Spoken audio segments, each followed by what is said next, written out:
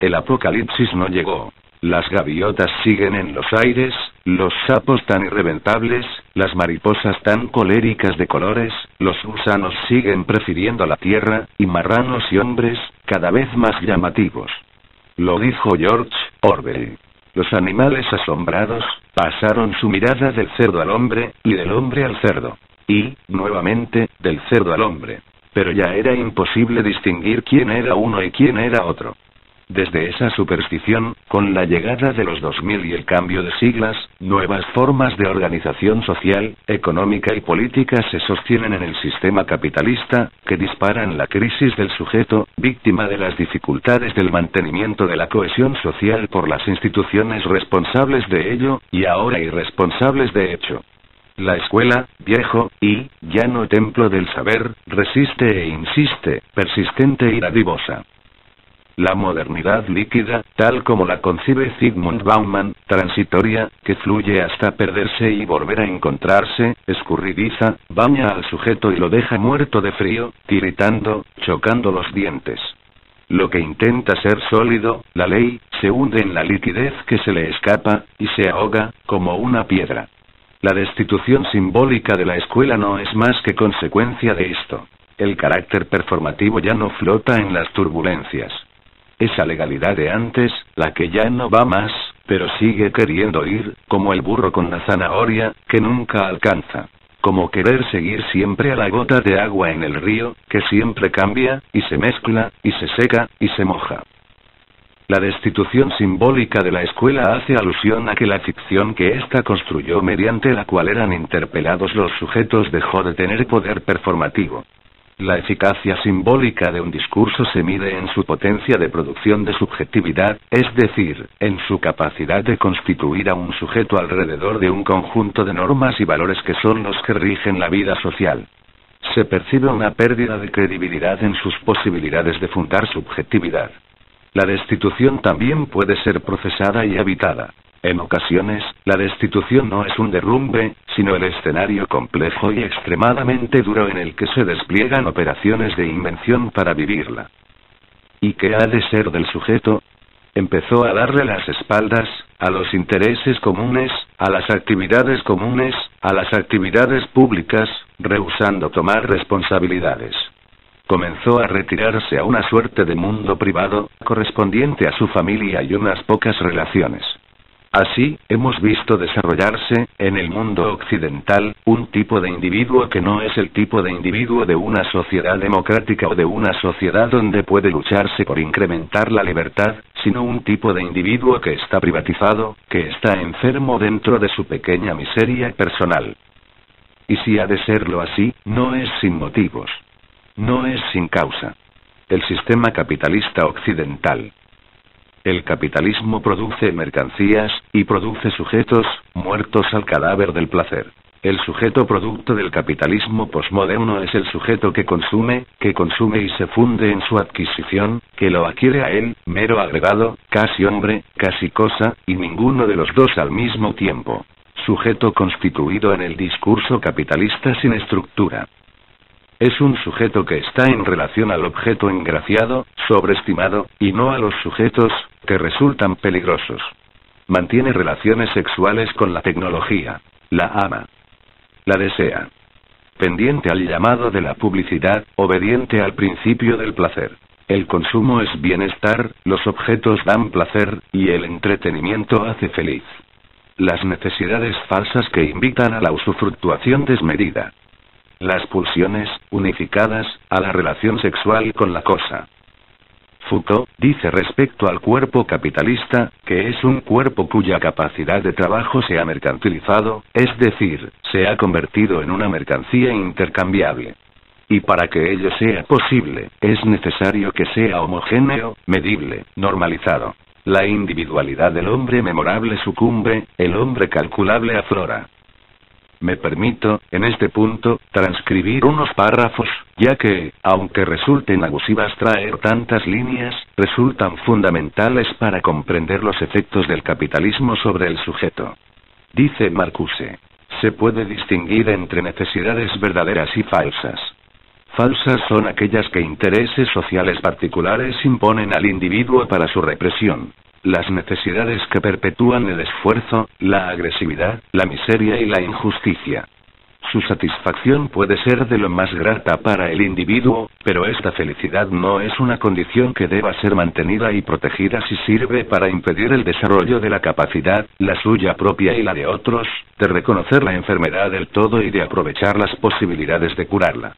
El resultado es, en este caso, la euforia dentro de la infelicidad.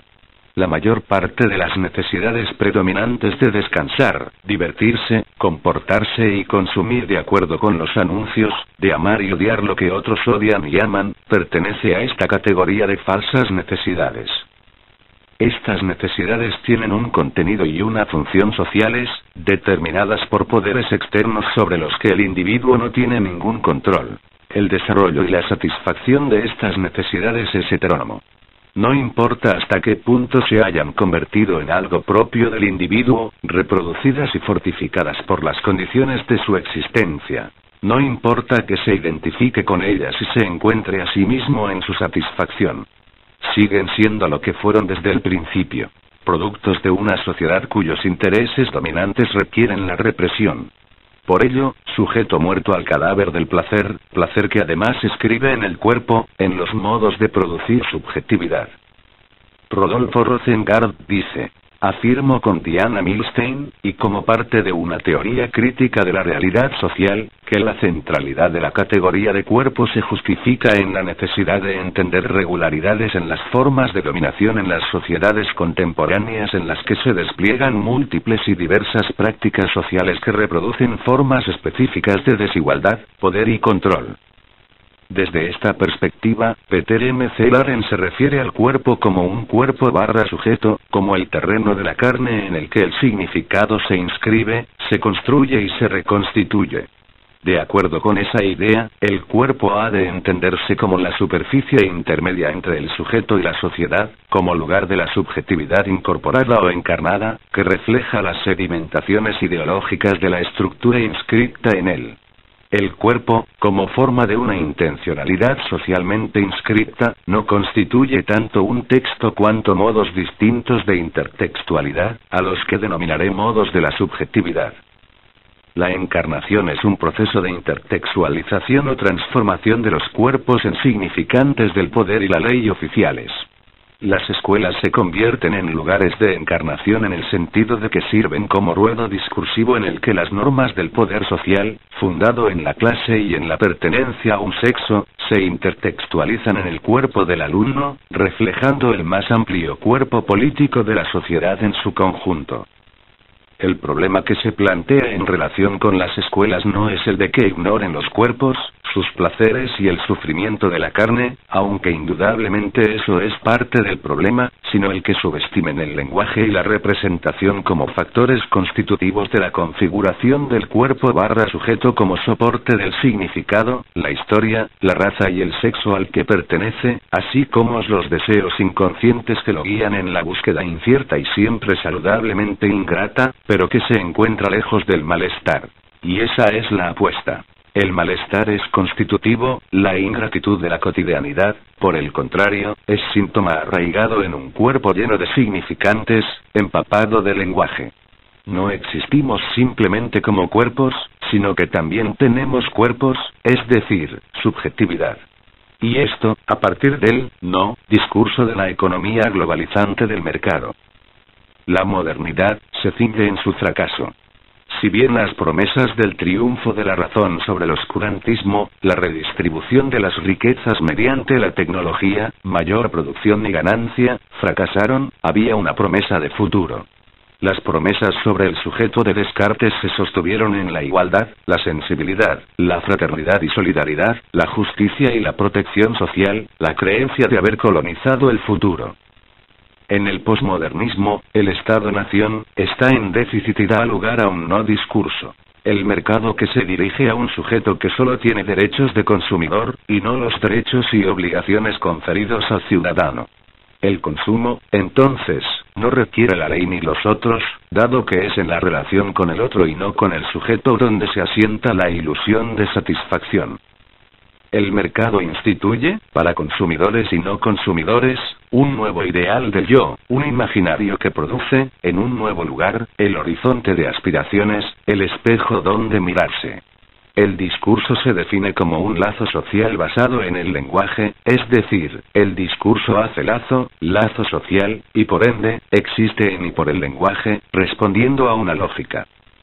La educación como hecho de discurso, como los demás discursos, no pueden entrar en dialéctica con el discurso amo que ordena los discursos y que hace el lazo social, porque no tiene estructura de discurso y en el lugar del ideal coloca lo inasible, como objeto a consumir y esto se presenta como promisorio sin estar constituido como una promesa.